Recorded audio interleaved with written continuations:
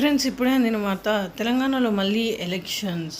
EC సంచలన నిర్ణయం అంటూ వార్తలు అయితే వస్తున్నాయి. మరి ఎక్కడ ఏంటి అని చూద్దాం ఫ్రెండ్స్. వివరాల్లోకి వెళ్ళే ముందు దయచేసి లైక్ చేసి, షేర్ చేసి, సబ్స్క్రైబ్ అయితే చేసి మరిన్ని లేటెస్ట్ అప్డేట్స్ కోసం అయితే బెల్ ఐకాన్ అయితే క్లిక్ చేయండి ఫ్రెండ్స్. మరికొన్ని జిల్లా వరంగల్, ఖమ్మం, నల్గొండ పట్టభద్రులపై ఎన్నికలు జరుగుతున్నది. ఈ ఎన్నిక కోసం మొత్తం 52 మంది అభ్యర్థులు బరిలో నిలిచారు. సోమవారం నాటికి నామినేషన్ల ఉపసంహరణ గడువు ముగియగా 11 మంది అభ్యర్థులు తమ నామినేషన్లను ఉపసంహరించుకున్నారు.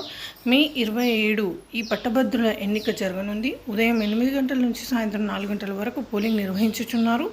ఈ ఎన్నికలు బ్యాలెట్ పేపర్ ద్వారా జరగనున్నాయి. మొత్తం 605 పోలింగ్ కేంద్రాల్లో 4.63 లక్షల మంది ఓటర్లు ఉన్నారు.